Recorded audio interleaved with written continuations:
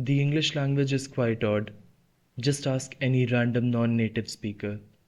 The spellings are odd, yes, but spelling is a matter of writing, whereas language is fundamentally about speaking. Yet even in its spoken form, English stands apart from other languages. It's weird in ways that are easy to miss by the natives, especially since its speakers in the United States and Britain are not exactly very enthusiastic to learn other languages. On the other hand, a common argument for the simplicity of this language is how it does not assign gender to nouns randomly. What with the French having female moons and male boats and such. But actually, it's the other way round. Almost all European languages belong to one family, Indo European. And out of all of them, English is the only one that doesn't assign genders that way. So, why is the language so weird, and what happened to make it this way? The primary reason appears to be the fact that unlike languages that developed within the boundaries of one country or one distinct geographical region, English, since its beginning 1600 or so years ago, evolved by crossing boundaries and through invasions, picking up bits and pieces of other languages along the way and changing with the spread of the language across the globe. The English language started out as a strange kind of German, very distant to the modern ear. And how strange can Old English really be? Take a look at the opening lines of Beowulf and see for yourself. This Old English was brought to the British Isles by the arrival of the Anglo-Saxon tribes from Central Europe in 400 AD. Their language was soon adopted as the common language of this relatively remote corner of Europe. They also had received some help in transforming their language from what it was back in the day to what we have today. When the Anglo-Saxons and Jutes introduced their languages to England, the island was already home to inhabitants who spoke entirely different languages, Celtic tongues, which are now represented by Welsh and Irish. Although the Celts were conquered, they endured. With only around 250,000 Germanic invaders, it wasn't long before the majority of those speaking Old English were actually Celts. Importantly, their languages were very different from English. For one thing, the verb came first. Additionally, they had a unique use of the verb do. It was used to form questions, make sentences negative, and even as a kind of extra emphasis before any verb. Do you walk? I do not walk. I do walk. Stuff like that. While this seems familiar to us now, it began with the Celts adopting English. Reflecting on this peculiar use of do makes one aware of something odd. As of today, there is no documented language besides Celtic and English that uses do in this specific way. Thus, the journey of English began with its transformation in the mouths of people more at home with vastly different tongues. The second significant event was the arrival of more Germanic speaking invaders who came with serious intent. This new wave, starting in the 9th century, spoke Old Norse, another Germanic offshoot. However, they didn't impose their language. Instead, they married the locals and adopted English. But being adults, they faced the typical challenge. Adults in oral societies don't easily learn new languages. There were no schools, no media, and learning meant listening attentively and doing your best.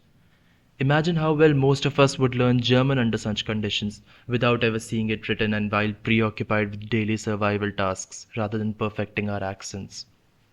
But as long as the invaders could convey their meaning, they sufficed. And you can achieve that with very rough approximation of a language. So predictably, these people spoke broken Old English. Their children absorbed as much of this broken form as they did proper Old English.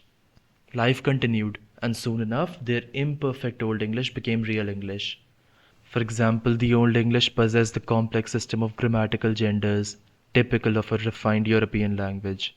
However, the new Scandinavians found them of little consequence, and as a result, such distinctions have since fallen away in modern English. And also, they ended up supplementing the Old English language with thousands of new words. During the following Viking invasions, a time when Nordic tribes plundered and pillaged throughout northern and northwestern Europe some 1000 to 1200 years ago, Old English became intermingled with Old Norse, the language of the Viking peoples.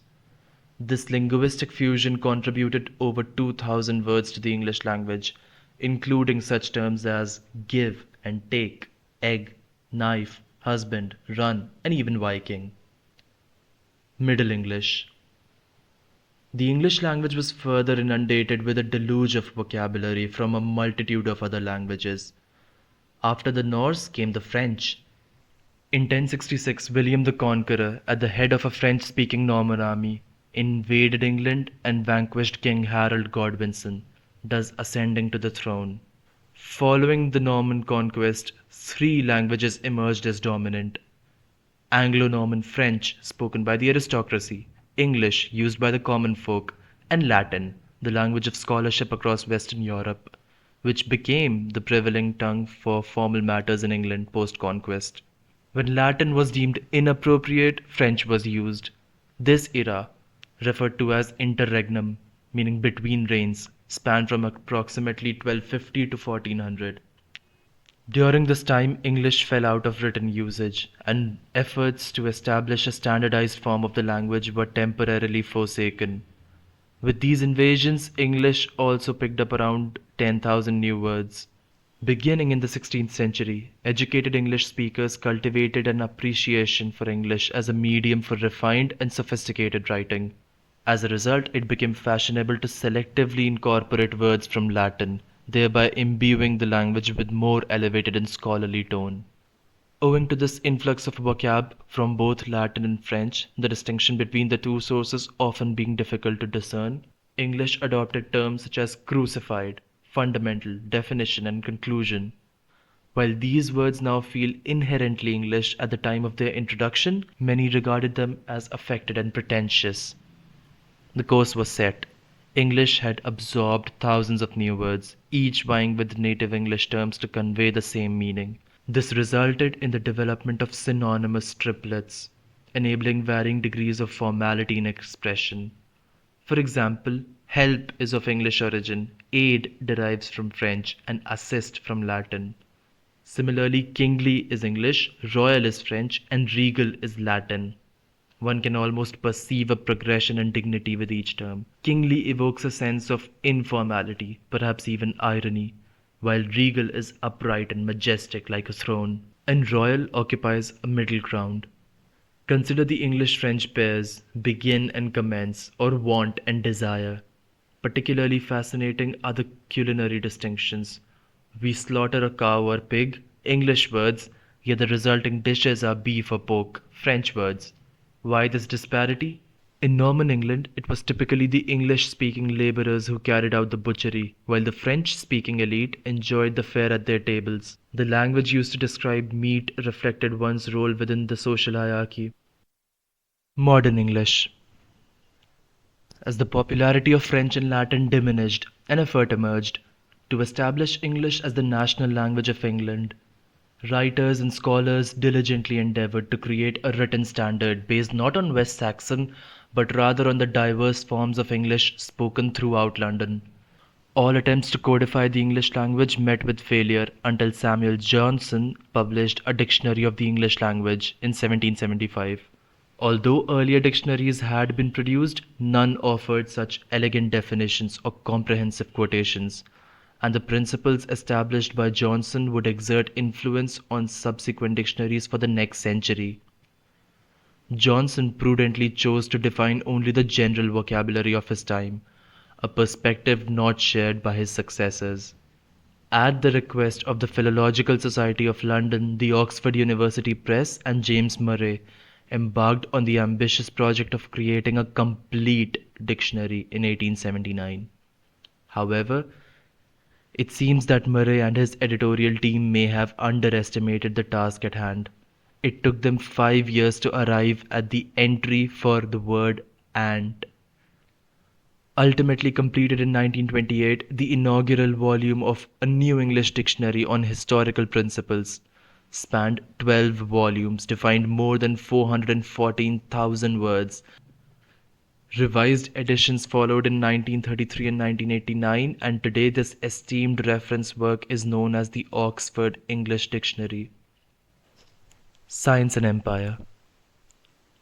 The swiftly advancing realm of science began to alter the English language during the 17th and 18th centuries, prompting the creation of new terms such as gravity, acid, electricity. As the English-speaking world stood at the forefront, of significant scientific progress, these advancements paralleled the evolution of language itself.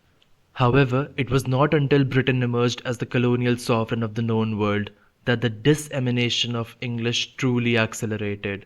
By the early 20th century, Britain had secured imperial dominion over more than a quarter of the globe, spanning from Asia to Africa, encompassing over 400 million newly acquired British subjects.